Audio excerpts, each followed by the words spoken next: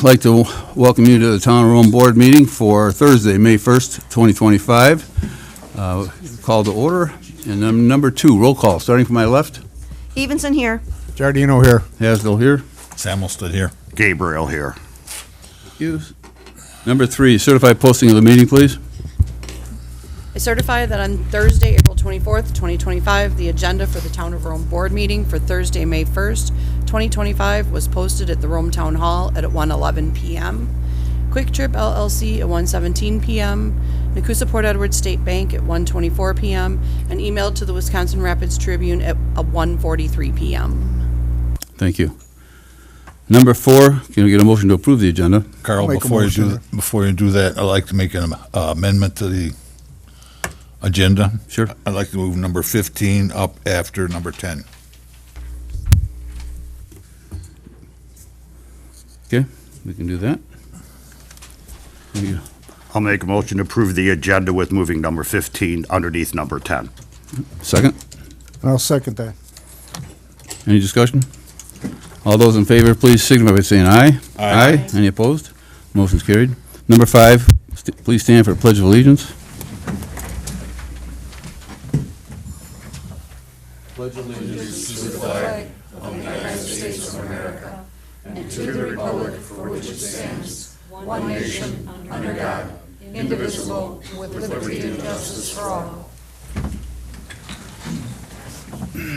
Citizen comments, do we have any comments turned in? Thank you. Dispense with number 6, no action contemplated except possible referral to future agenda. Number 7, information updates, meeting recaps, recent correspondence, current events, and announcements. Cheryl, would you like to start? The only thing I have is just let everybody know, today's May 1st, the Adams County ATV trails have opened. Thank you. Vito? I got none. Mark?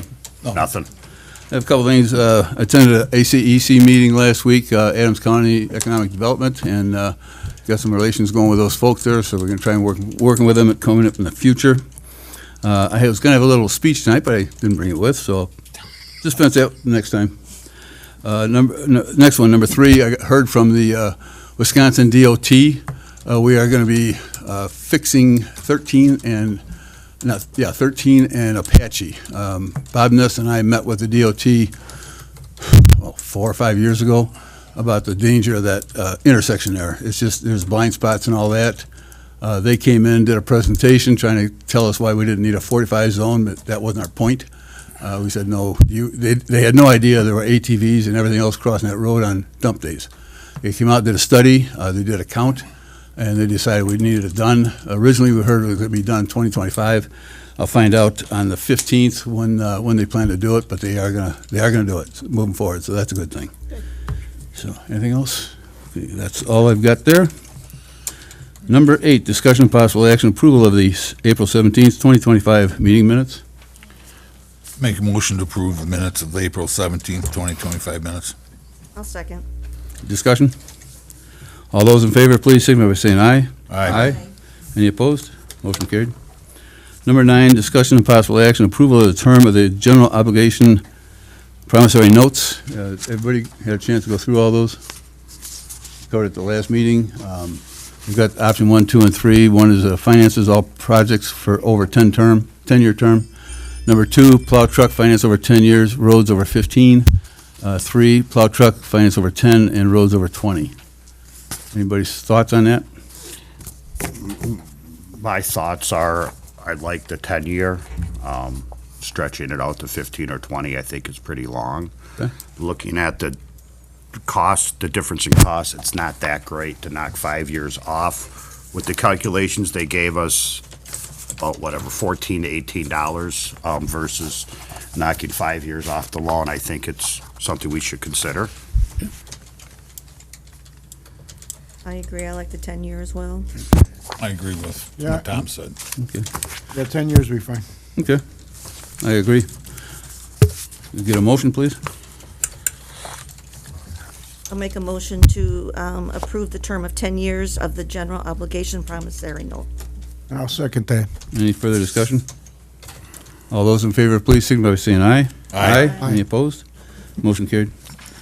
Number 10, discussion of possible action, approval of resolution number 25 providing for the sale of approximately $2,110,000 in general obligation promissory notes, Series 2025A.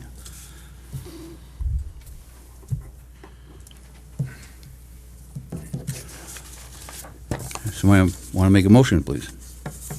I'll make a motion to approve the sale, where is it? Sale of approximately $2,100,000 general obligation promissory note, Series 2025A.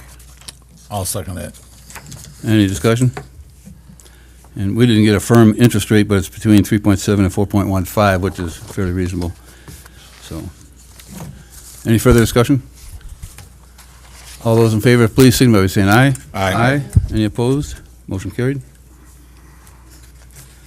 Number 15 has just been moved up. Discussion of possible action, EpiPens for all emergency personnel. I believe we have Mr. Mueller here.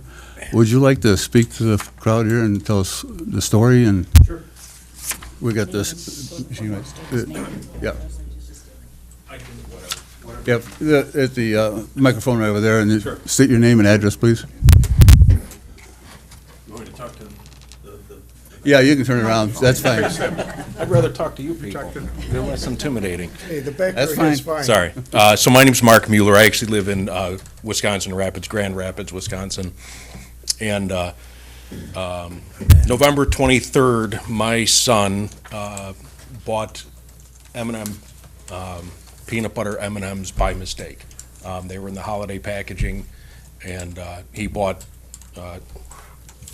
walking through Walmart, bought them, took a handful of them. These taste like crap, he says to his friends, and, you know, didn't realize he bought peanut butter. 10 minutes later, he calls me and says, "Hey, Dad, am I allergic to peanut butter? I eat peanut butter M&Ms." And I said, I have no idea. He had never eaten peanut butter in his life. He's an extremely picky eater. And he said his mouth was itching. He was going to go to Quick Trip and get some water, and then he was coming home. So he did that, and after he got home, a friend of his drove his truck home because he said he wasn't feeling right. He gets home and he says to my wife that he wants to go to the emergency room because he doesn't, something's just not right. And they hopped in the car. As they were backing out of the driveway, he was really laboring to breathe, and he says, "Call 911." So called 911, and excuse me. He passed out in the car. The first police officer got there about 7 minutes after he was home. A total time had elapsed at this point was about 40 minutes from when he had eaten the peanut butter until he passed out. The second, it was like an EMT that got there next. They also didn't have epinephrine. The police officer didn't carry it. EMTs don't carry it. And it wasn't until the paramedics got there that he was able to be administered epinephrine. And he passed. Ultimately is the end of that story. But had first responders had epinephrine, he may have made it. So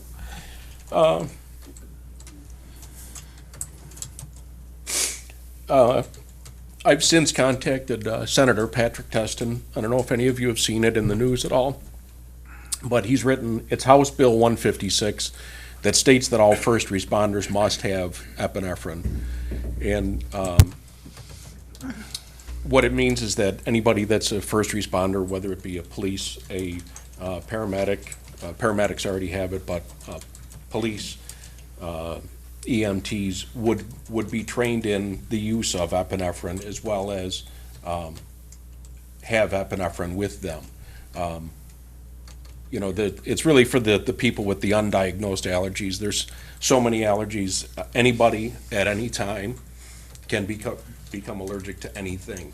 So any one of us is susceptible to this. You could get stung by a bee And we all know the season's coming, so you could get stung by a bee, and a bee sting could take you out in as little as 15 minutes. So what we're trying to do is make it so that all first responders, especially out here, paramedics aren't quick to get out here. You know, if anybody got stung by a bee, if you ate something that you shellfish, and today's the day, epinephrine is the only life-saving thing that's gonna keep you alive. Benadryl is not gonna do it. We had Benadryl for my son. He took Benadryl, and unfortunately, it acts far too fast. So that's the very condensed version of what happened. Ultimately, he was an organ donor, so his heart beats on.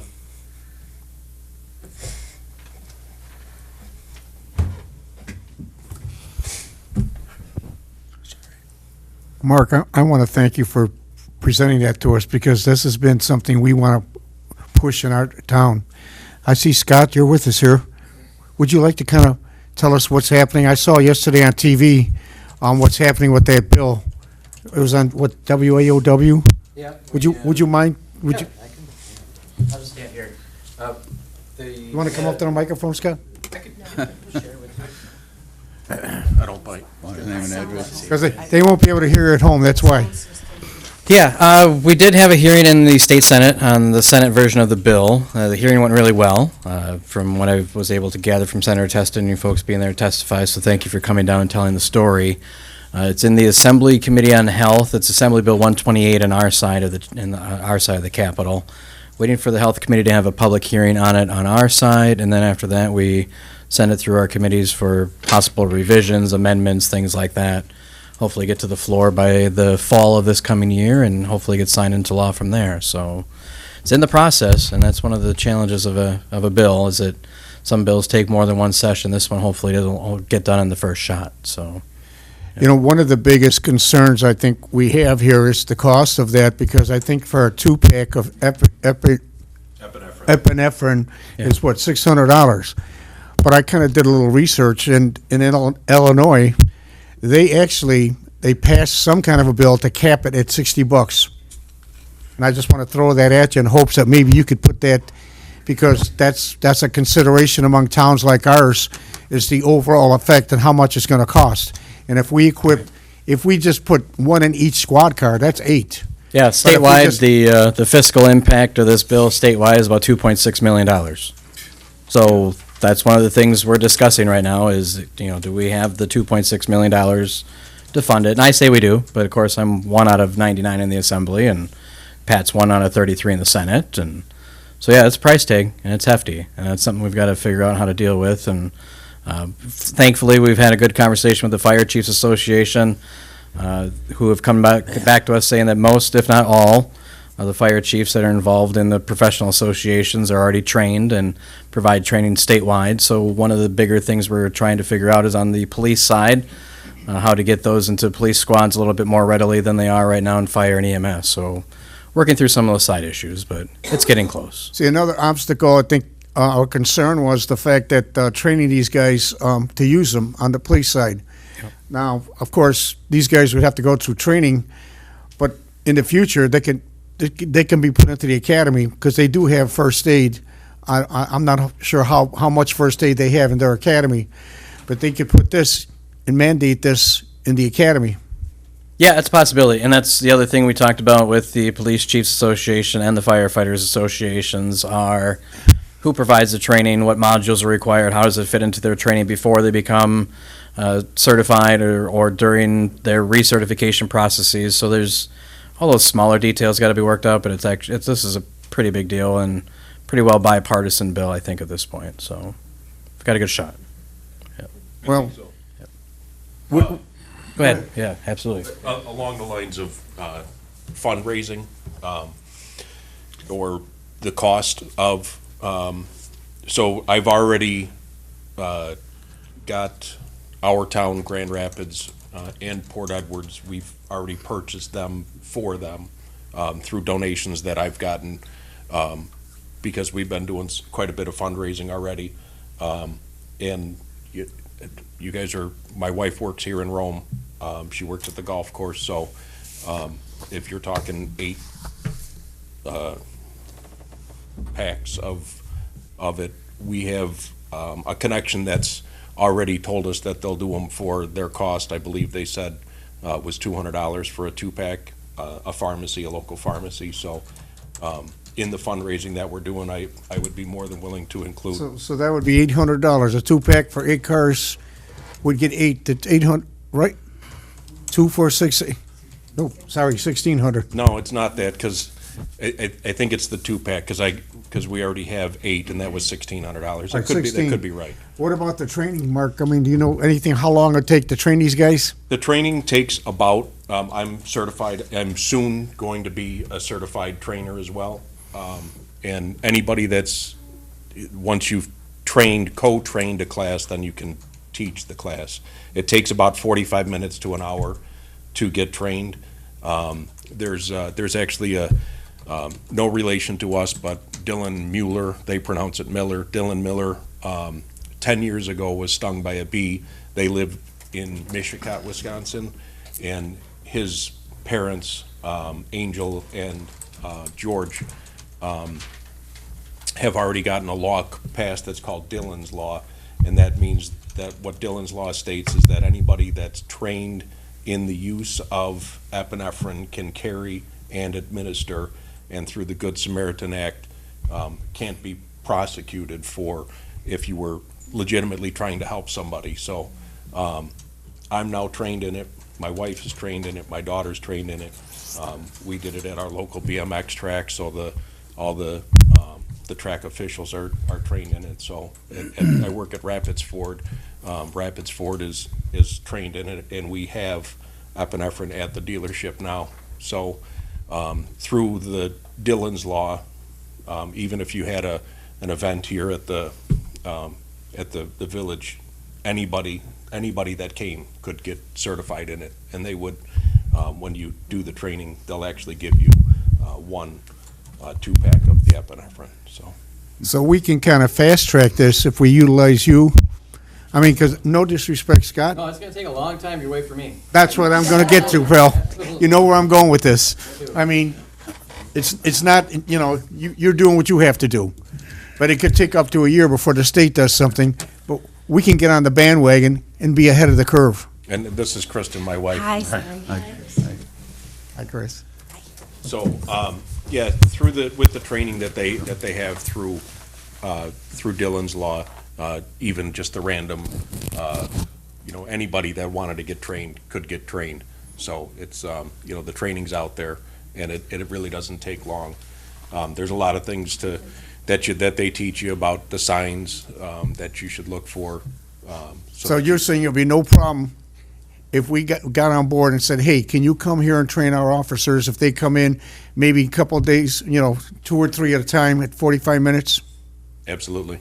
Yeah. Absolutely, Isn't it's Mark possible. Kane qualified to train? What's that? Mark Kane, isn't he qualified to train? I'm not, Is he? he might be. He's not here tonight. He had something to go. Our fire chief is Mark Kane. He's referring to Mark. Yeah. I Our mean, fire department is already carrying this, and the police officers are all certified first responders, so we already have the training, we just don't have the product. well, there you go. That knocks that have to go right out of the way. Jason, how many officers we got? 7 or 8? 8? When we're fully staffed. Okay. Sue? Would you also include the boat patrol?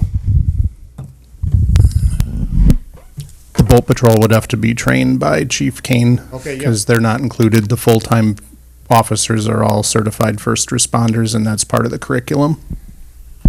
There you go, Mark. Yeah. So all we got to do now is, Oh, see if we got any other questions out there. Sue? May I ask a question? Sure. First of all, Jason, thank you so much. I'm so encouraged to hear that the officers already have some level of certification and we can address this, so I'm so glad about that. And Scott, thank you, and Senator Teston for all you're doing. And of course, Mark and Kristen, I'm so sorry that you even had to experience this, but you've heard me say it so many times, this horrible incident that you had to experience. will someday be somebody else's survival guide. And so while we are waiting for the state to do the things that they need to do, and Jason's already confirmed that we have some level of certification in place, is it possible for there to be a private donor that would cover the cost of the epinephrine for our community?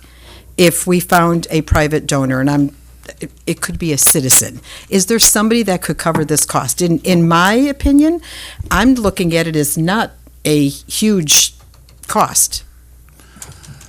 Could In we my do opin- that? My opinion, it's that important, it should be an expense item. Just expense Okay. it and get it done. Okay. That's my opinion. Mark? Yeah.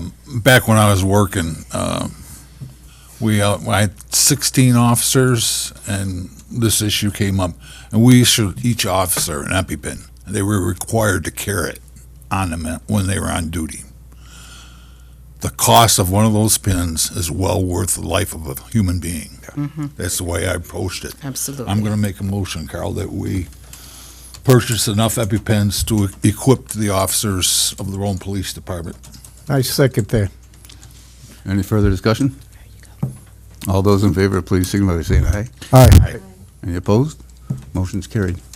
I want to thank Sue and Vito about bringing this to our attention. It was, and Mark, yes. It was just something we just didn't know about and thought it was that important to bring it up. So thank you. Thank you. Thank everybody for. Thank you.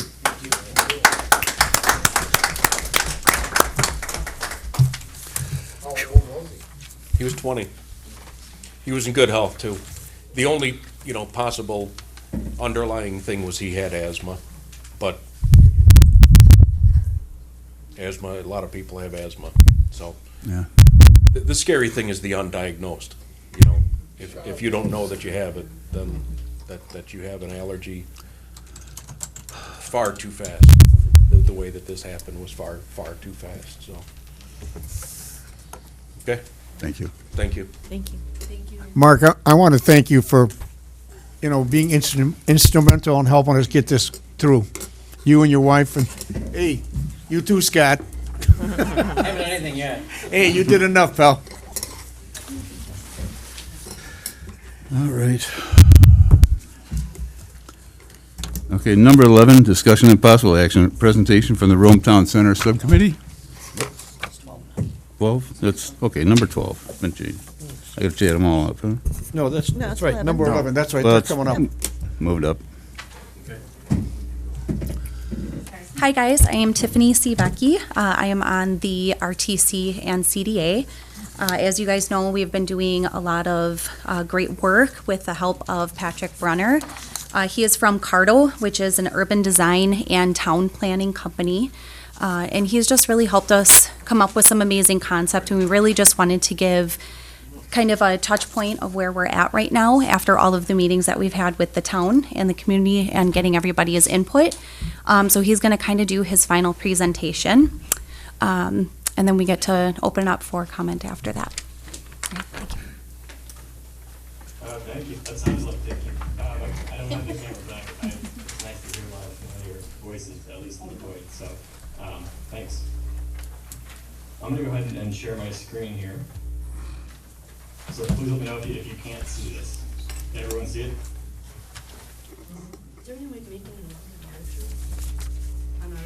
Okay, so I'll go ahead and jump in. So, yeah, once again, thank you so much. It's been a pleasure to work with the town, its residents, and a lot of the business owners in the RTC over the past 3 or 4 months. I think we've made a lot of progress, so it's been a lot of fun, and I really appreciate all the effort that's gone into this.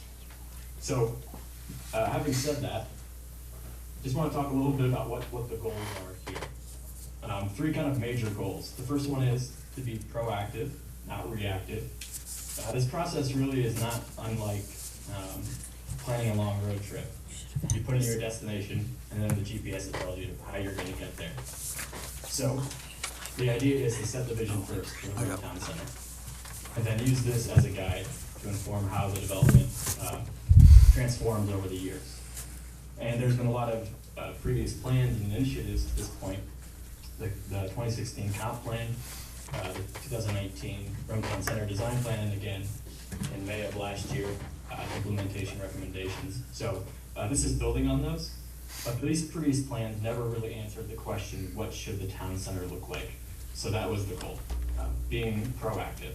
It's good to be proactive because the town is growing. You can see a couple of stats there, I won't read them off, but essentially over the past 15 years, the town has grown at least 11%. So growth is inevitable, it's happening, it's here, it's good to get out in front of it. And as the 2016 comp plan stated, actually they had only one land use goal, and this was it. To maintain the orderly planned growth that promotes the health, safety, and general welfare of town residents and makes efficient use of land and efficient use of public services, facilities, and tax dollars. So in alignment with that, with those goals, responsible growth is mixed use, it's compact, it's walkable, and respectful to both the current residents of the town of Rome and the future ones. And speaking of future ones, this might seem like a lot at first blush, but it's a 25-year plan. It's not overnight, it's not a 2-year plan, it's not a 10-year plan, it's a whole generation change. So it's looking very far into the future, actually. 25 years. It's a guide for the layout of streets, park, development, and those community amenities. It is not a guide, however, for utility infrastructure, such as water, sewer, gas, electricity, those kinds of things. They're important questions, but they run in parallel with this process. So what was that process? I'll go through this a little bit more quickly, because a lot of you are familiar with this. Over the past 3 months, we led this kind of community engagement effort to look at what the vision should look like. And again, this exists in a continuum. It exists as part of a larger process. So we're building on those hundreds of resident voices from 2016 and 19 and 2024. And we always start by listening. Listening to business owners, to the residents, to visitors, to the different town departments to figure out what should this town center look like. We hosted an open house on a very cold February night. And then last month in April, we hosted an open house at Up North Brewing, where we took a draft version of this plan, shared it with the public, and then we incorporated some of those comments into this final plan here. So we'll go through these recommendations and next steps. At the end of this, we'll talk about what's kind of 5 things you can do now to move this plan forward. So the big ideas. There's a lot more engagement than this, but I tried to distill it down into these 5 ideas. And they were this. Number 1, support the existing businesses. Residents were overwhelmingly appreciative of the existing businesses in the Rome Town Center. They like to visit them, they like to frequent them, and they're a key part of the Rome Town Center and have been for a while. So we want to find ways to support them, not just in the summer when there's a lot more visitors, but also in the winter. So it's year-round support. People wanting to harness the existing open spaces. There's been a lot of really good development in the Rome Town Center Park between the splash pad and the band shell and things like that. So new development should build on these assets and really put that investment to good use. I don't think that's too wild of an idea. The third one, create connection. This is almost everybody said this. They want to make it easier to walk and bike to and within the Rome Town Center. And they want a place that's mixed use. They want it to have a variety of housing uses, a variety of other uses, similar to many of the older neighborhoods and small downtowns you see throughout Wisconsin. And the last one, in tandem with that, is having a range of housing options. You might hear the term missing middle housing. This is referring to townhouses, duplex, smaller apartments. It's all the housing types that you don't see as much in a lot of places, but nevertheless support a mix of generations and are really a missing part of the market here, where the market is obviously growing. So those are the 5 big ideas that came through, which led to this, the 25-year vision, which is mixed use, again, with the commercial core, kind of shown there in orange, and then the rest is mostly residential, but again, it has that range of housing types. Cottage course, a lot of support for that. Townhouses, duplexes, stacked flats, smaller walk-up apartment buildings, all those kinds of things. There is this interdependency between the commercial uses and the residential uses. They support each other. A kind of nucleus of residential uses supports commercial uses in the winter, so it's a good symbiotic relationship year-round. And it's also built on 2 major open space networks, one that runs north-south and one that runs east-west, that links all these things together. And lastly, we heard a lot about parking. Parking, of course, is an issue, especially in the summer on farmer market days. So all the streets would have on-street parking. The buildings would have parking on their lot as well. And then there are strategic places for parking located around the town, kind of behind buildings that are kind of pools of community parking. So that's been integrated into the plan as well. So this is an aerial view of what that might look like. Again, this is looking east towards along one of those green ribbon networks. You can see their buildings are mixed use. On the ground floor, you might have a small business, could be a dentist, it could be a coffee shop, it could be anything really in the apartments above. But the vast majority, all these buildings are 3 stories or less. A couple of 2 or 3 stories, which is currently allowed in the town center, but the majority of them would probably be 2 stories or less. So this is that extended town square view. We'll talk a little bit more about that later. It's extended to Highway 13 to increase accessibility into the town center. It's kind of a mixed-use core for the town. And then this is just a typical residential street. And what's nice about this is it incorporates all of those housing types into one street. You can see the cottage courts, which are really big for seniors. I know there's a kind of a large senior population in Rome. Townhouses, duplexes, and they all work kind of harmoniously together on the same street. So this is, the majority will be kind of this residential feel that looks like this. You can see we've kept a lot of the jack pines, and these kind of green networks that are weaving throughout. And in this drawing, we're going to pull those forward. So you can see this up north feel is maintained by having these networks for trails, for biking, for walking, cross-country skiing, snowmobiles, those kind of things to access the town center. And it's really means that if you live a block or 2, you can walk to a green space, which of course is good for the health of the town and its residents. So what are the 5 next steps that you can do, starting today? Some are big, some are small. This vision is both, of course, looks far into the distance, but it's also trying to think about what we can do next. And this will be the homework of the subcommittee. They've done great work, but they're not off the hook yet. There's quite a bit more to do. So in support with the town board, they would be working on these next 5 steps. So the first one, this is a quick win. Everyone loves quick, low-hanging fruit. This one could truly almost be done overnight with paint and the moving of stop signs and do not enter sign. It would be converting Snow Pass to a one-way street. This would improve circulation around the square. It's a complement to Climbers Pass on the south side there. It's a pair of one-way streets. You would change the on-street parking on the north side from parallel to angled, again, just paint.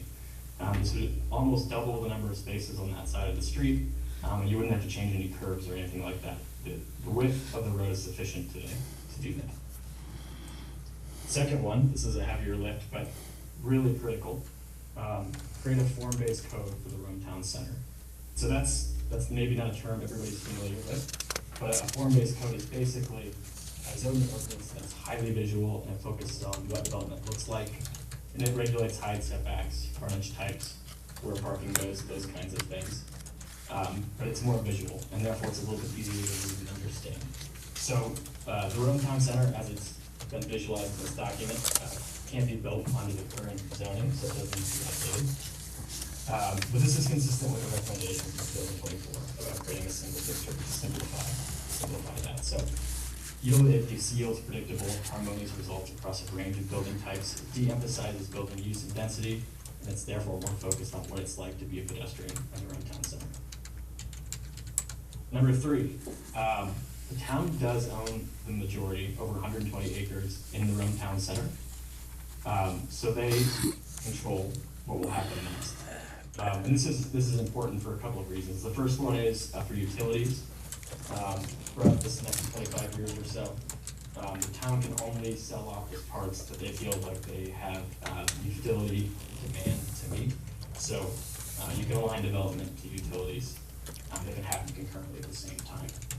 So the first development RFP is really important because it sets the tone for future phases of development. It's almost like a weather balloon going up, but what does the rest of it feel like? So we're recommending a 4-acre site just south of the Lakes Area Christian Fellowship, which is on Geneva Trail there. It's 4 acres. It would be residential only, but it would include the whole range of housing types, cottage court, single-family homes, duplexes, things like that. So it's small enough to attract local developers and builders, yet big enough to demonstrate this range of housing types. And most importantly, it's financially responsible. It doesn't really cost the town a dime, because the developer is the one putting in the infrastructure. It's very typical of a development agreement, such as the one just west there that's going in the ground, west of 13th Avenue. So the developer builds the streets, it builds the infrastructure, and then it gets turned over to the town to maintain. But the upfront costs all borne by the developer and not the taxpayer. Number 4, this is gonna go hand in hand with number 5 coming up. But that will be the work of the state of Wisconsin to provide access to Highway 13. This will be a challenge, but it's doable. Part of we've done it other places.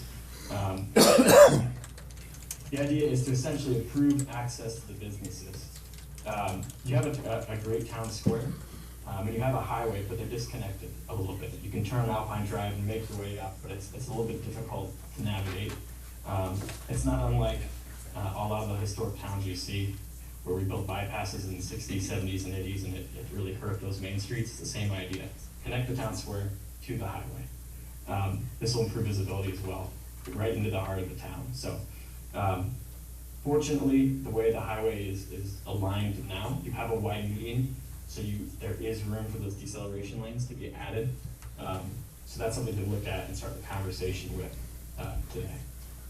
And then lastly, yes, this does require the acquisition of the Nakusa Fort Edward State Bank-owned property. Those conversations have already started. They're open to the idea at least seeing what the future of the property could look like. So these are 2 conversations that should begin at the same time. And again, this creates a really welcoming front door to the community. And we always say that the best sign to a town center or a town square is not a sign, it's actually the view of the town itself. So this will become your front door to the community, which should be recognizable and clear that you were trying to attract people to enjoy your town center. So, thank you very much.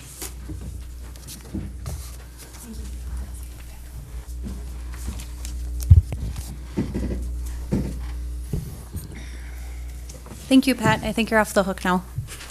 Have a good evening. It was wonderful working with Patrick Brenner.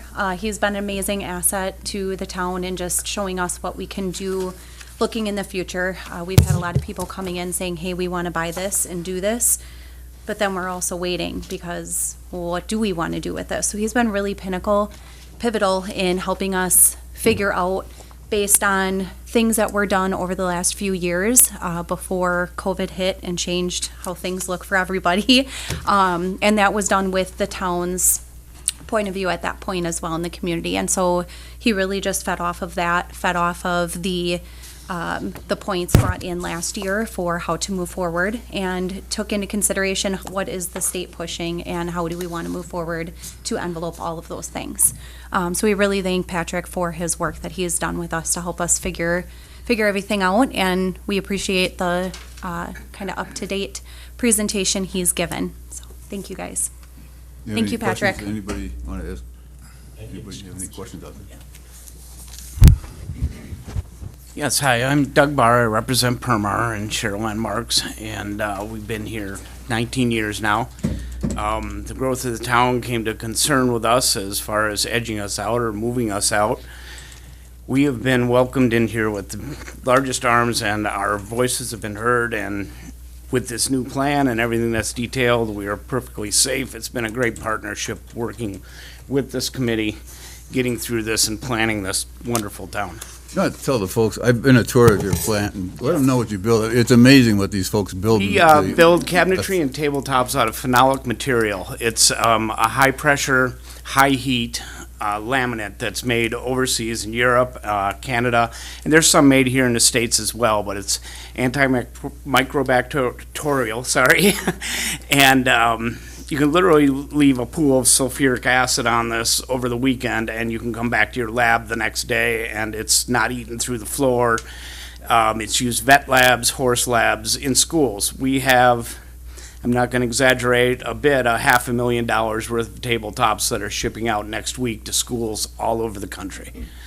We build all over the world, Virgin Islands. We do lots of projects there. We have cancer institutes. We have biome institutes that we're building, so right in your industrial park. Congratulations, Rome. Thank you. Yeah, it's amazing. Any other questions on the audience? Yeah, I do have one. Sure. In your implementation, you have 5 items. You said that there's been conversation on number 5 with Nakusa Port Edward State Bank. Has there been any conversation with the state on item number 4? Because if item number 4 isn't possible, it sort of shoots the whole drawing that you put down in front of us. It changes it quite a bit if there's no access to 13 in your idea here. Has there been any conversation with the state? Yeah, it's a great question. So, yeah, as you mentioned, number 5, there has been. With the state of Wisconsin, there has not yet been a conversation with them. But I'll say this, it's not an all or nothing kind of thing. I mean, in my professional opinion, I think this is definitely feasible. I mean, we've done it before. It's quite a big gap between the next intersection, so there's a right way to do it as far as limiting turning movements, which I think they would appreciate. So I think it's feasible. But if they don't allow it, you can still extend the green to Highway 13. You might just have to have it as a pedestrian connection and bike-only connection and not vehicular. So that can happen independently. You know, there's a wide range, but I would agree that this is probably feasible. Challenging, but certainly feasible. But if we extend it with bike only, there's no bike trails on Highway 13 to actually get to that spot, because as you are aware, the new bicycle trail tunnel system is stopping at Anawa, so there is still no bike trail down 13. So if access to Highway 13 cannot be done via vehicle, then the dead end a road there for bicycle traffic where there's no bike lane on 13 to get to it, even from Quick Trip or from the other entrance, it creates an issue then too, so. But in 25 years, you know, the bike trail probably would be started along 13. Again, this doesn't exist in the vacuum. We look at all. No, you've answered my question. I know you talked about 5. I was more wondering about where the number 4 stood. Yeah.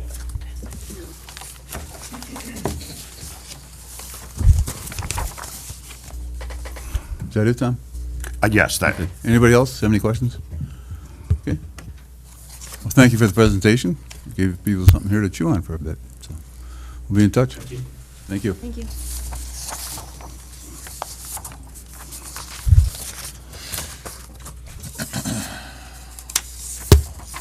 Okay. What should I call that? 13? This would be 12, formerly 13. 13, formerly 12, yes. Discussion of possible action. Town board members, top 3 choices for committee assignments and vote on any assignments recommended by the chairman. Just a reminder that if you were put on a board and your term is still going, you are still on that board. You're on that until your term ends or you resign.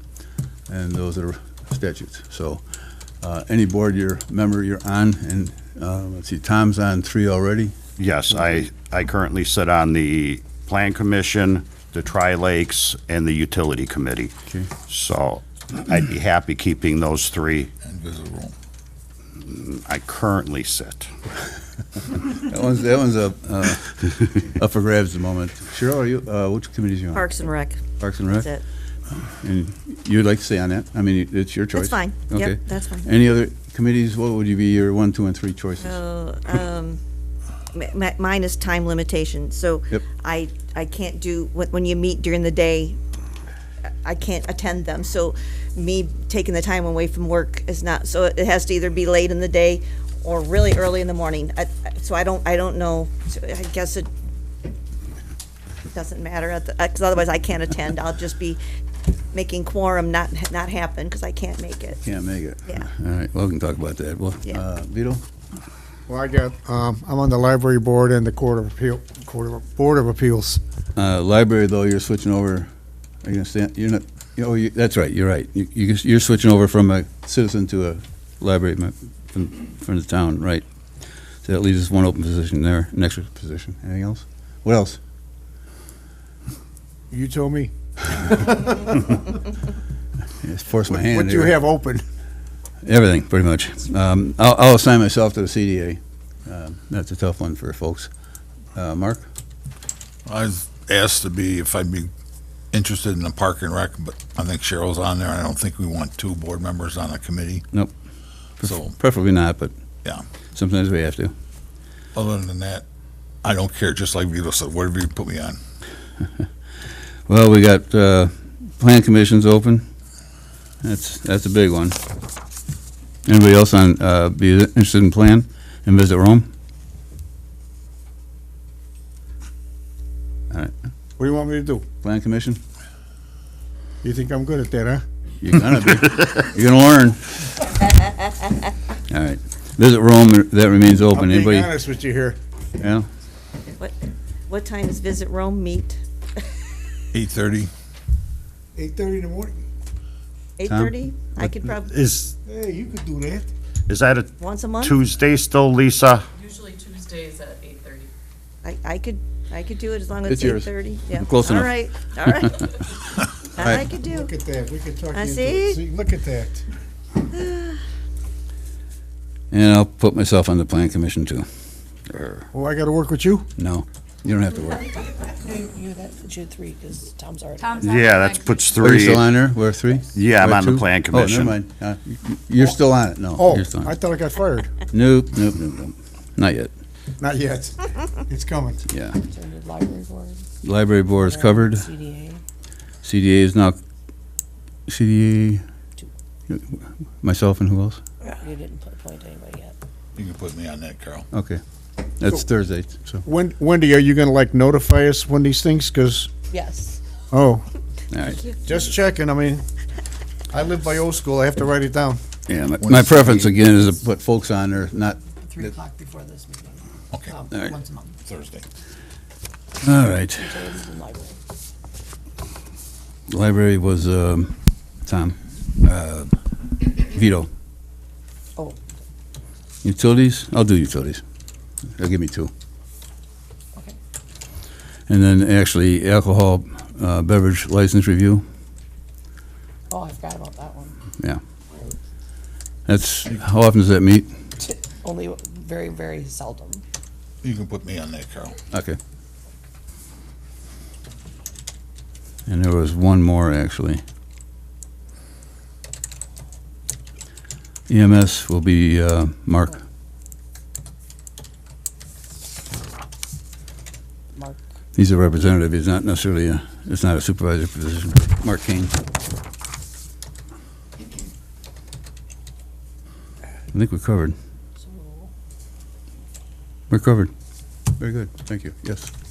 I'm not sure the Board of Appeals, if, were you on plan or, because Planning Commission, the appeal goes to Board of Appeal, or I don't think you can be on both. That was Mark on, Board of Appeals? Yeah.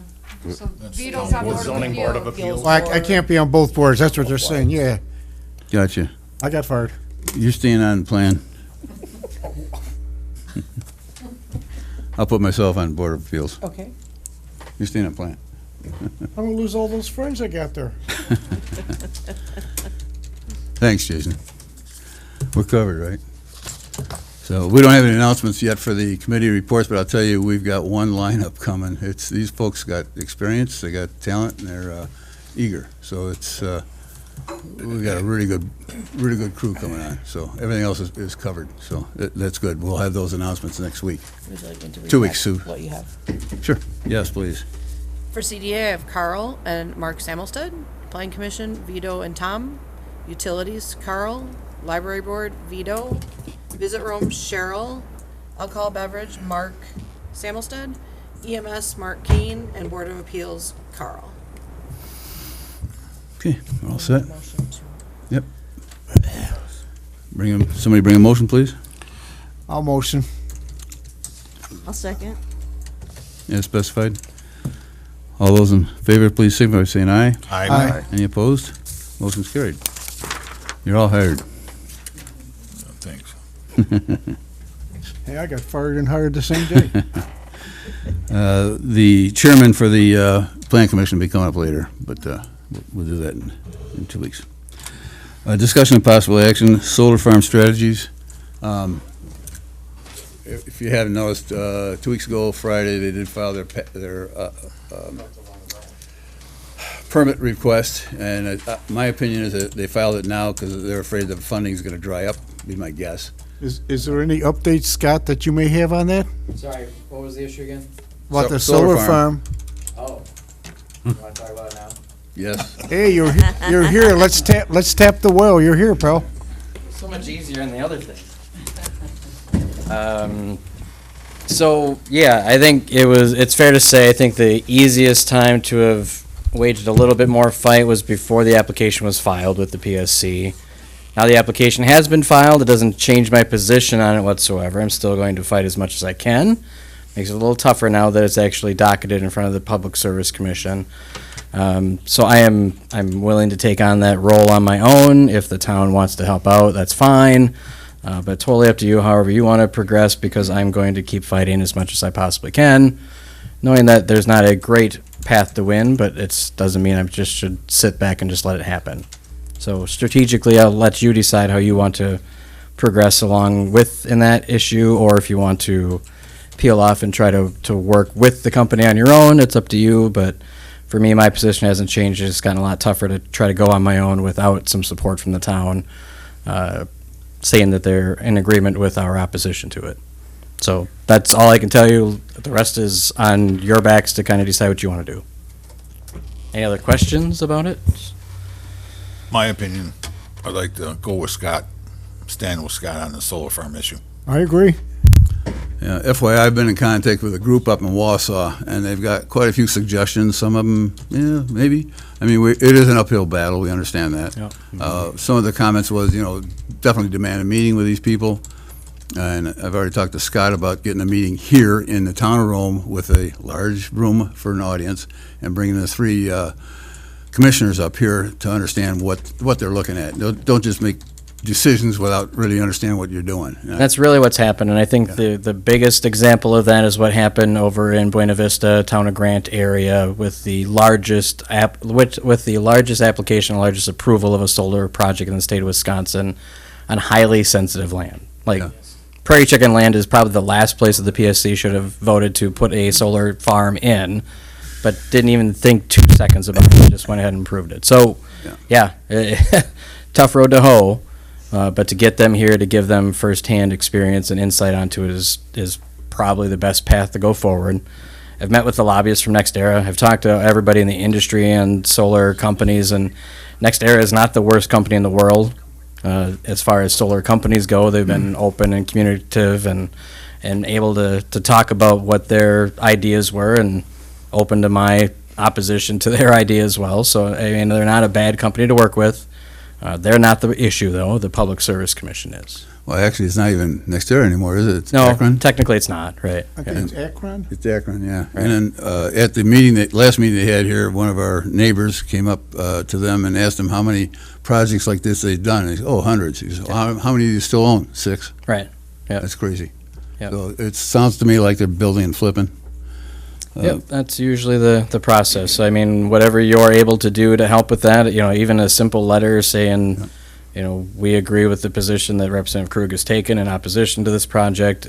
Whatever you want to do is perfectly fine. I'm just open to the help, and from there to get the community engaged and active on it again, to start getting people to pay attention to how to get updated on the docket for the PSC, how to stay on top of legislation that we've proposed, and just getting all those things back out to the community from here on out would probably be the best way to go forward before a hearing gets scheduled by the PSC.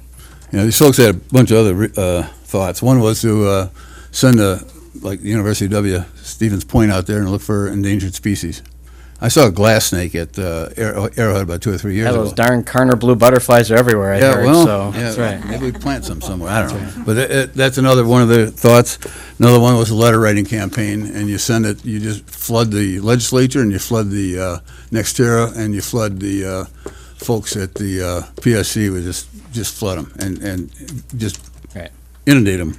The other one was we do a survey in here, so we have backup from the town, here's what the people are saying, here's what they want. As far as what I've heard, right? I mean, I've not had one individual from the town of Rome call me directly or send me an email saying, stop talking to NextEra because we want this thing to happen here, right now. Yeah.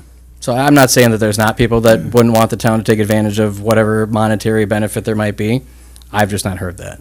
So. Yeah, and supposedly the payment they make is to make up for the loss of tax revenue in the future. However, you're talking 30 years down the road, and if you look at 2,000 acres, what the tax revenue could be on those on homes, on even a percentage of that, it doesn't cover it. It's not even close. Yeah. And then they had a few other ideas. Was one of them I can't say, but it was a little way off the wall and probably illegal, so we wouldn't even think about that one. But anything else you can think of is just we're open for ideas. What can we do to slow them down, if nothing else? Another thing is battery storage. So write an ordinance for very strict battery storage because you are dealing with lithium batteries. Yeah. They're not normal, and they said you might lose it, but at least they got to fight it. And Yeah, it was a good point, and I just met with folks. The Towns Association was just in Madison this week for their lobbying day, and somebody from Saratoga had come down and Saratoga's been told after the fact that this project's reaching into their community now. It's like they got a notice saying, oh, by the way, we're going to do all this in Rome, but we forgot to tell you, Saratoga, that we're coming across the border too. Yeah. So, I mean, Saratoga's starting to get more involved and engaged in the conversation about this project. It might be worthwhile to talk to Saratoga about their experiences and try to build some connection with them. I know historically we've not always had the best working relationship with the town of Saratoga on different contracts and ideas, but it's a willing partner who's right next door, so. I have a question to ask you, Scott. On the line with the lithium batteries, our fire department, I don't think we have the equipment to fight anything if that goes. Yeah, right. I mean, so, it's not like we're dealing with the Milwaukee or Chicago Fire Department here. We're dealing with the rural fire department. I don't know if these guys are trained to deal with the lithium fires like that, because you can't use water. Right. And are they going to sit back? If this thing, this is going to be an angle I like to fight with. What are you going to provide for us? Yeah, right. A good community partner, like Enbridge, for example, with the pipeline issues in Rome. Enbridge has been great with the communities along the pipeline to provide vehicles, services, training, things like that. So whatever company might end up owning this project, that'd be a great question for them, because I can tell you that resources from the state are probably not going to be flowing to help beef up training around solar farms and wind, and all these other things.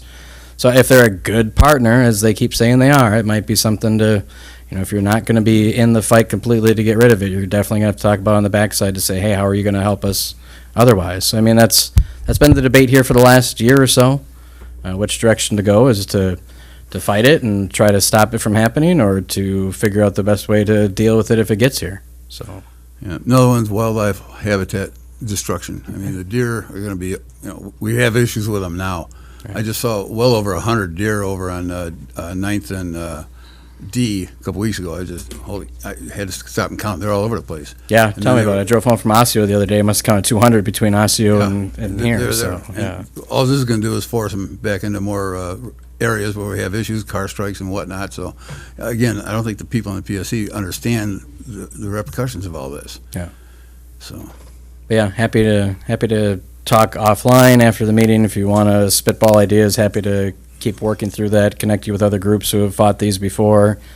Some have gotten closer than others have, but there are ideas out there. So, Yeah. yeah. so right. well, if we can't get a meeting here, again, we go get a meeting down in Madison and bring a truck, or not truckload. Well, that's what I busload said. Yeah, down if, there. if they can't come here, we'll just take everybody down there. Yep. So, yeah. So, any Right. other thoughts and ideas out there? I mean, we're open. So, okay. right. Thank you, Scott. Thanks, guys. Thank you, Scott. Table that one. Number 15, right? Used to be 14. Discussion of possible action. What? 114. 15. They all been renumbered. I'm dealing with 15 it. Deal with it. yeah, I am. yeah. I quit. Approving the cost of the assessor reviewing and reassessing town of Rome properties at his discretion. I have not received that yet, but they did send us a notice that the board of review will probably be shifted from June 12th to a later date. So No, it's June 5th. June 5th, okay, to a later date. You'll have to have a meeting on June 5th, Yes, just to adjourn Move it. the meeting to a later date. right. And hopefully by that date, we'll know what the open book date and the border review date will be. And Yep. that will be after we have that training course? All right, now we're back to the numbers. 16. Discussion and possible action, consideration of the town administrator job description, and we don't have the information on that yet. No, I don't. I've got 3 different job descriptions from various towns in the state, and I'm waiting for 2 more. So Okay. I'm not ready yet. Nothing's out there yet posting it? No, we're far from posting it. Table that one. Number 17, discussion of possible action, Rome Town Center banner program. You all have a copy of it.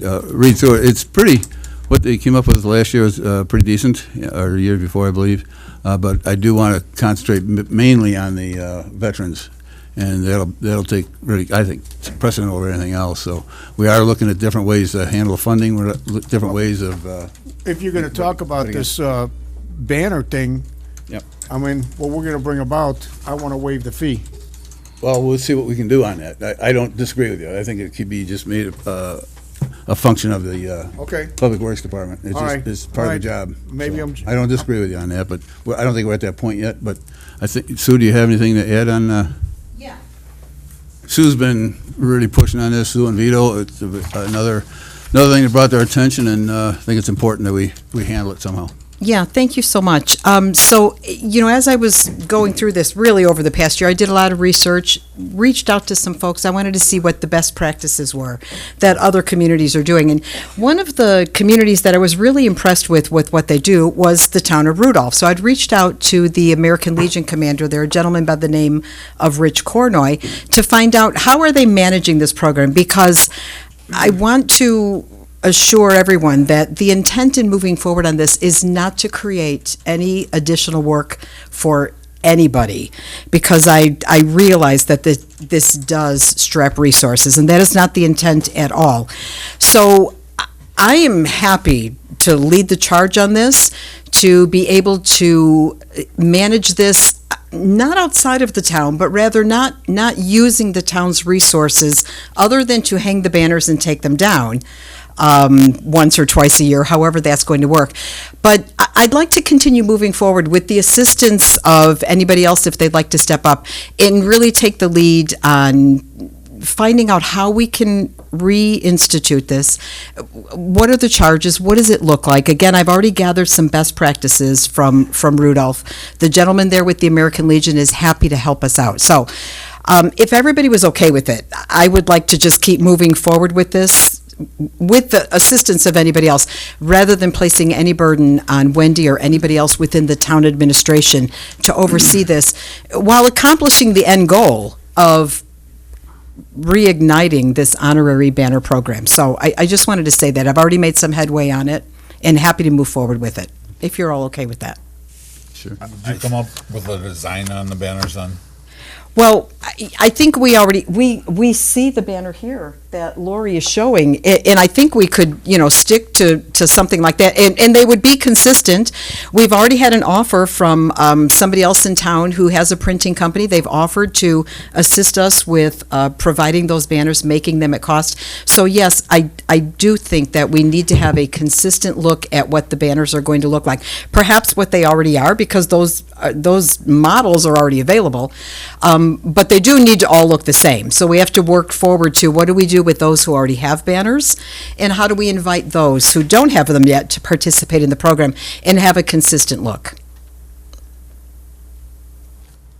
That's all I have to say. Do you have any thoughts on Any that? questions, thoughts? Again, we're also open to different ways of funding it, trying to find a way to make it very efficient and cost-effective, so. Yeah, yeah. I can look up the information on where we purchased those from. Thank you. I would love that, Wendy. I'd love to be in touch with you and see what we can do to kind of pull all this together. All right, great. Thank you so much. Thank you. Thank I you. say we let Sue run with it and You give bet. us an update in a month.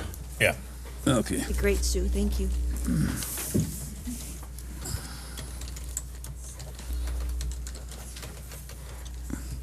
Number 18, discussing possible action combining zoning, building inspector, and do we need a motion for that? She's just going to continue on her research. Yeah. Combining the zoning, building inspector, and advertising. I've talked to various people, including MSA, but it is a viable position, but they're very rare, I guess. A lot of towns do have them. It was Baraboo, and they told me Lake Geneva, Racine, several of them do. They're larger towns, but it's possible. I don't know if it's going to be likely, though. So we won't be able to hold out much hope for too long, and then we'll have to figure out what we're gonna move forward with, and probably just go after a full-time zoning manager, so we have somebody here, and then look at our options for a building inspector, so, it's down the road. Tom? I think it's a good idea if we could find somebody to fill the roles. Yeah. Maybe before we put a post out for a full-time zoning administrator, we get a description out there and just see what comes across the table. Yeah. Because I do believe we could keep a full-time building inspector and zoning person busy. Yep. There's enough going on in this town, and if there's not inspections, there's zoning work to do. I think it would, with the building permit costs, we could offset the cost of the salary of this person some. Yeah, and some other towns would consider renting them out also. So I've talked to one other town so far, and they'd be interested. We could rent them out and get some funds back on that, so, on the building inspection. Gonna come up with a job description then for the combined position? Yeah, we'll have to, yes. So I'll work on that this week, actually. And in the meantime, MSA's still handling everything for us. MSA We're is not in a handling. real tight time crunch, but the expenses Yeah. adding up. We also have to look at the contract and see what's guaranteed and whatnot, so that's another consideration. So, I don't think we need a vote on that, we've already gone forward with that. Discussion of possible action 19, ideas to expand communication to all customers. Still open on that, we've got Channel 300, we've been talking to people about that, talking about the newspaper. Folks down at Shoppers Guide and Friendship have offered to basically put us in a one page, I guess, on once a month, something along that line. That before. Yeah, we had it with City Times. Who But, handles 300 for us, sir? Solaris.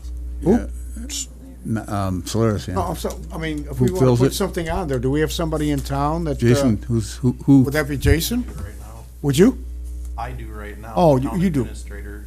Okay, So, I so mean, we can, 300's a. we can go through Jason and say you want to, whatever you want to do. Yeah. One of the things is, I again, throwing things out there, I've thought maybe we contact the businesses in town, just, fill up space in there and give us a YouTube of half an hour, 15 minutes, whatever, something we could put on the 300, keep running it. The on a cycle. associations, I think, to get into their newsletters or yep. on their email blast would be Yep. a good way to get, We get in their newsletters. you're already in there? But it's just, we're looking for ideas to expand communication to the folks so we can get the message out wherever possible, so. Still looking for ideas on that. The little problem with the Channel 300 is more and more people are going to apps and getting rid of their cable service. I know my household no longer has Solaris. We, went to Hulu or whatever. So the amount of people with Solaris in their homes up here, I do think is decreasing year over year. That too much investment in Channel 300 may not be the best spot. I'm not looking to- for investment, I'm just, or time or effort. Let's Yeah. say time or effort. Yeah. Because a lot of people are switching to the apps now. but you can still get it through the internet. Yep, Everybody can. right off the town's website. Go to town's website, it's right there. So it's accessible. So, and are these other apps, are any of those It's able only to one. handle a community service? No. You never know. We can ask. All right, we'll keep looking for resources there. Discussion of possible action, town use of non-disclosure agreements in terms of reference, TORs are terms of reference agreements.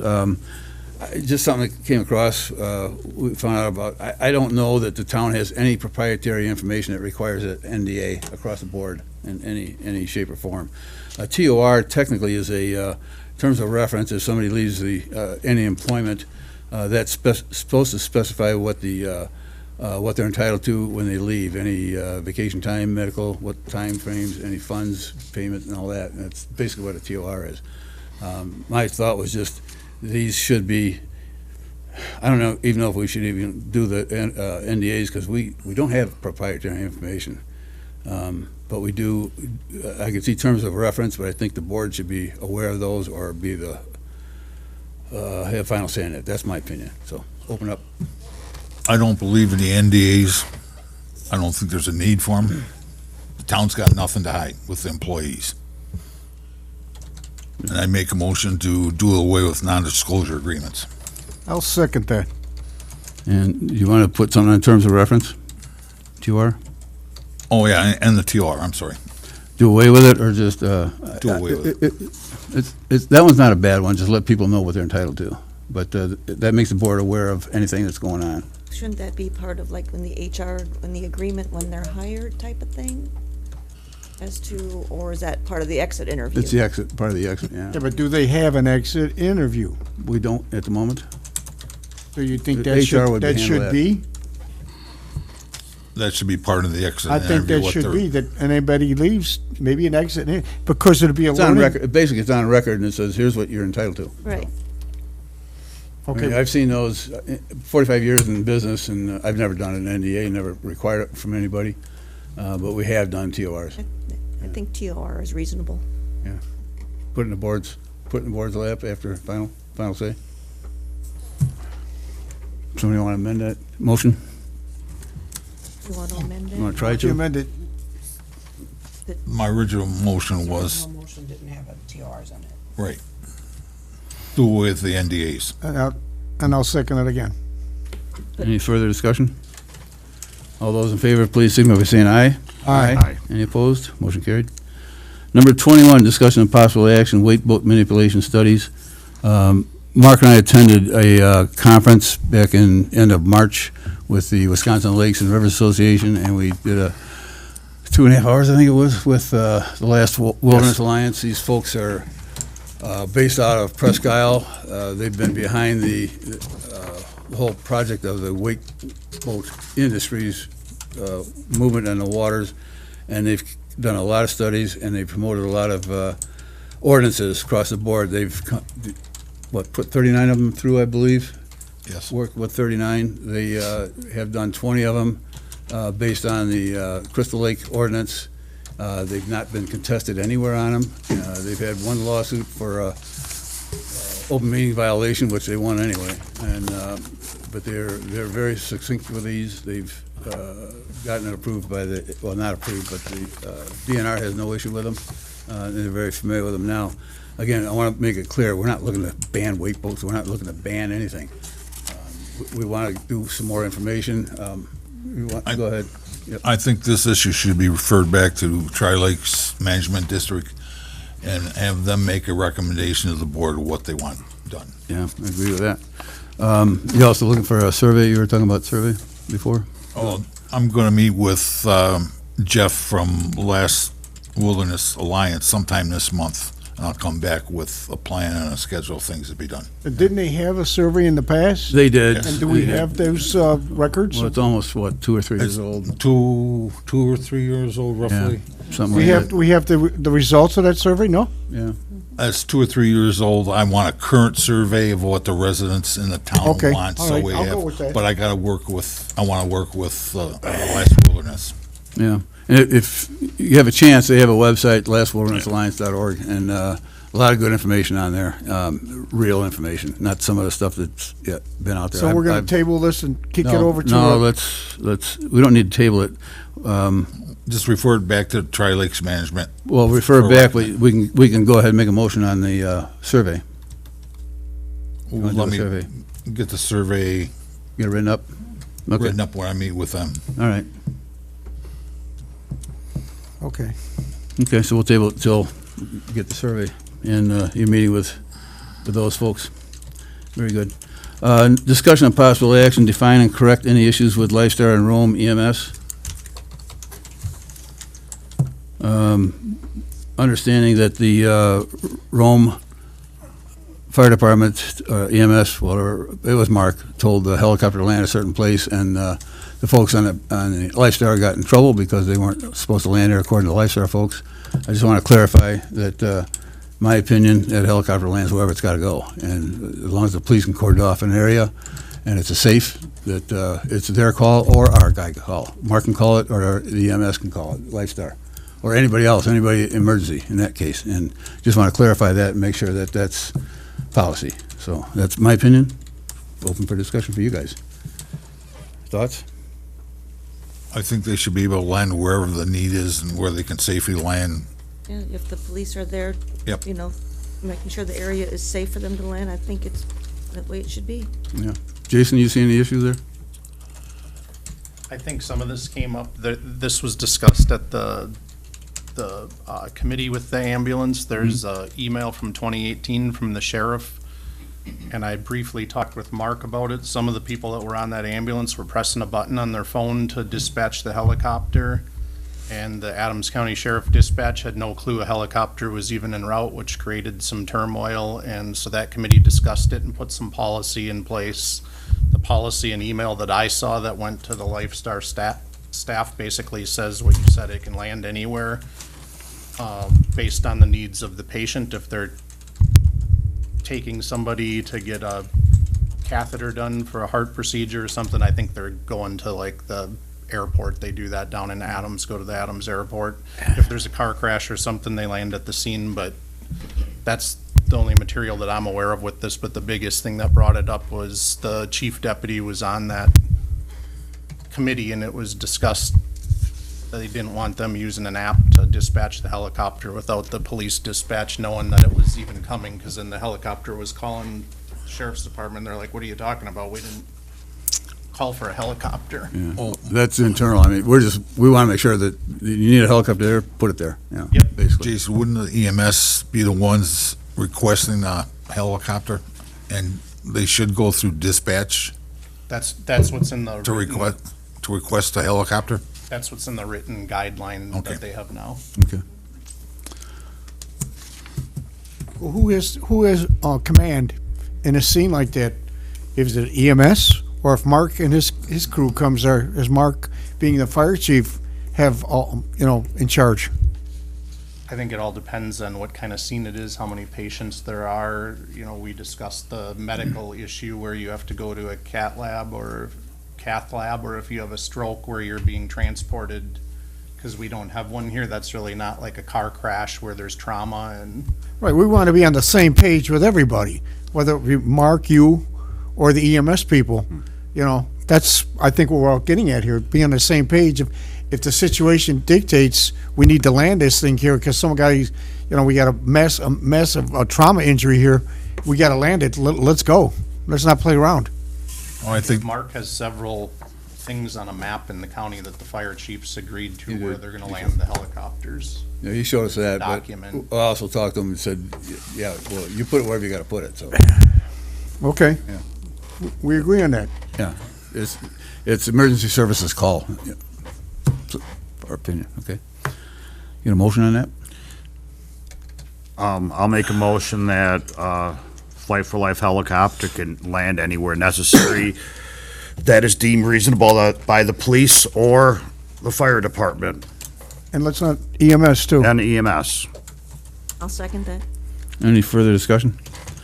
All those in favor, please signify by saying aye. Aye. Any opposed? Motion carried. Number 23, discussion of possible action, assignment on continuation of the town comprehensive plan. I've been talking to folks, CDA figured that they'll be the ones that will be handling this, and we'll start working on it right away. As soon as we have folks assigned to the CDA department, that's a big one, and we have to start working on it ASAP. It's due, I don't know what date, but it's due next year sometime, so. this year's due. It's due in 2026. Okay. Yeah, so, we'll, basically the assignment's been made, it'll be CDA in probably combination with, Planning Commission, so. It'll be on you. Just kidding. About it. You will. will. All right.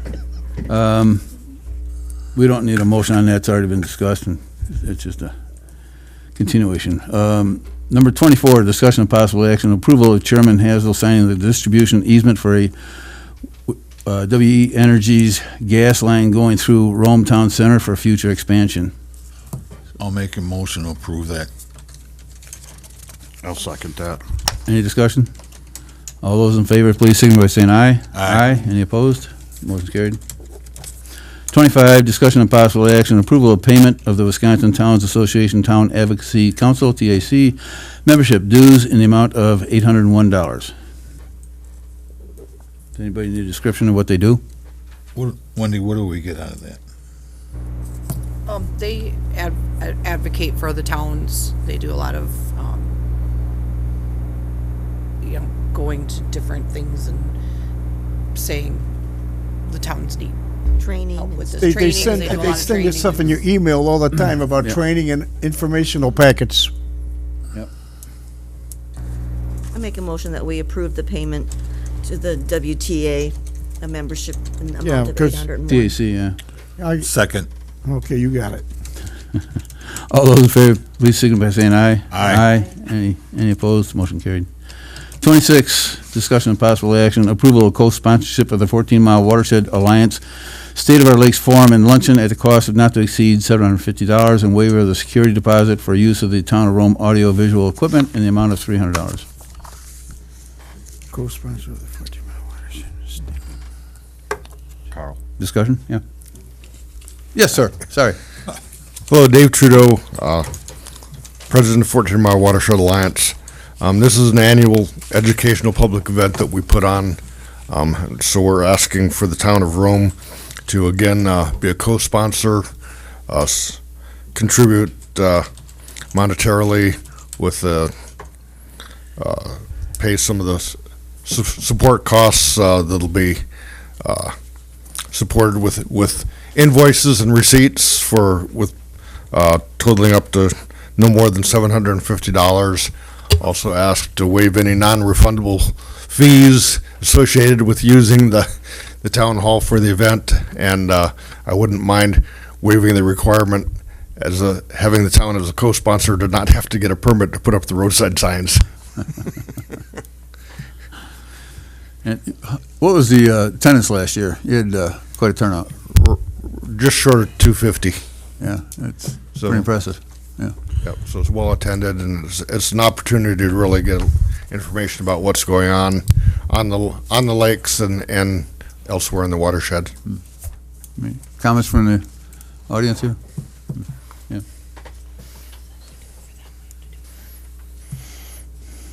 But if it's a charity, I don't have a problem with it. So, yeah, they have to apply for it anyway. Can I ask a question, Carl? Go ahead. Do you know what the town sponsored it last year for? It was the same? I believe it was the same, or it might have even been up to 1,000. Yeah, I think I think it was up to 1,000, but it came in right around that, right around the 750. Okay. around that 700. I think the important thing, what are you having for lunch?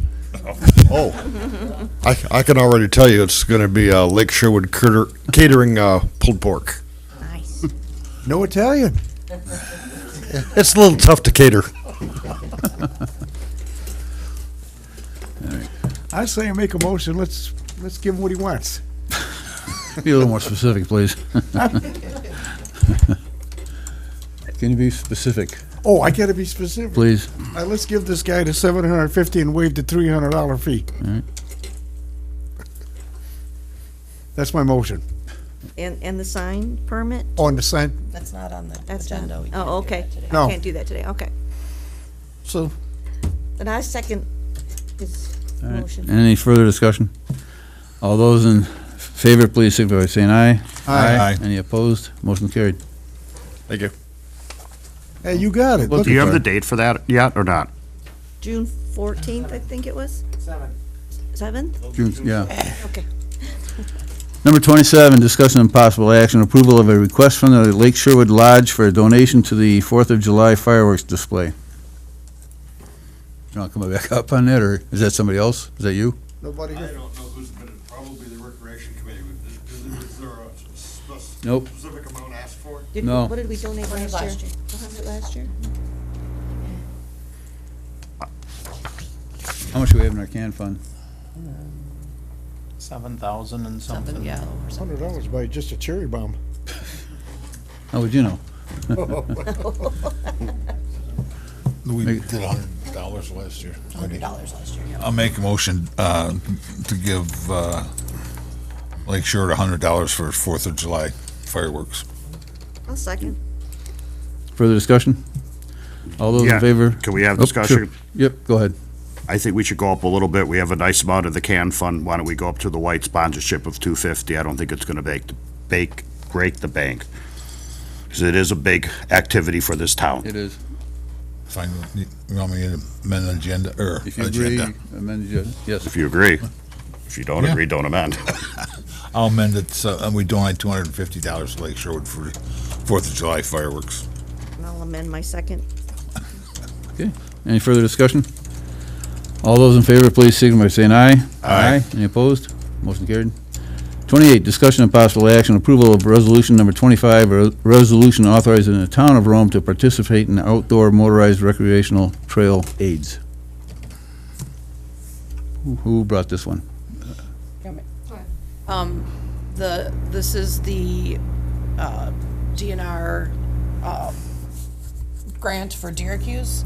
Oh. It hasn't been changed in many years. It still had John Sonnenberg and somebody else that's no longer with the town on the original. And so the DNR requested that we bring it forward and change it to Cody's name. Cody, you good with that? Sure, why not?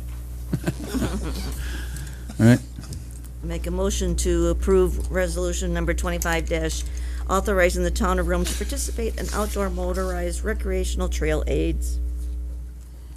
I'll second that. very good. Any further discussion? All those in favor, please signify by saying aye. Aye. Any opposed? Motion carried. Number 29, discussion and possible action, approval of a temporary Class B beer wine license for the Rome Snow Bandits Classic Car Show on June 14th, 2025 at the gazebo in the Rome Town Center. We did recuse ourselves last time. I did talk to our attorney at Tri-Lakes, and we do have authorization to go ahead and vote on these items like this. It's not of a personal nature, so in the future, it won't be an issue across the board, so just clarifying that. Right. So, Make a motion then to approve a temporary Class B beer and wine license for the Rome Snow Bandits Classic Car Show on June 14th, 2025 at the gazebo in the Rome Town Center. I'll second that. any discussion? All those in favor, please signify by saying aye. Aye. Any opposed? Motion carried. Number 30, last. Discussion and possible action, approval of the waiver of fees for the use of the gazebo by the Rome Snow Bandits for the Classic Car Show on June 14th, 2025. We waived it last year. I'll make a motion to waive the fees for the gazebo for the Rome Snow Bandit Classic Car Show on June 14th, 2025. I'll second that. Any further discussion? All those in favor, please signify by saying aye. Aye. Any opposed? Motion's carried. 31, next agenda items. You I'd got like some? to bring up something for the Yep. next agenda, which, you know, when, in our campaign, we kind of saw this, people had an interest in it. I call it like the electronic neighborhood watch program, whereas anyone has security cameras on the outside, we have a database where the police can have access to help them solve anything, you know, and gain access to it. So I'd like to come bring that up the next agenda. Bring a little presentation for us on that, on how it works. I thought I just did. Well, you know, I mean, I'd like to know a little bit Something more a little about more thorough. anybody accessing my cameras. Okay, that's all. Oh, no. That's no, all. I mean, we can have the pros and cons, Okay, yeah. okay, Yeah. yeah, that's all I'm looking at. Come on. I wouldn't be peeking in at you. 'Cause I. Any other items? Any appointments? Pending appointments? Yep, appointments. You'll send this all to me anyway, I can't read my writing. Robbie, you have anything? I do not, but myself and Jason will not be at the next meeting. I have a Okay. wedding I'll be at, and he will be out on leave, so you guys know. You're stuck with me. I'm stuck with my Okay, we'll make it. All right, anything else? Any other agenda items? Go ahead and send them on, we'll Okay. take into consideration. Next meeting date and time? May 15th, 2025, 5 PM. We're good. Okay. All right, motion for adjournment, please? I'll make a motion to adjourn. Second. All those in favor, please signify by saying aye. Aye. Aye. Motion carried.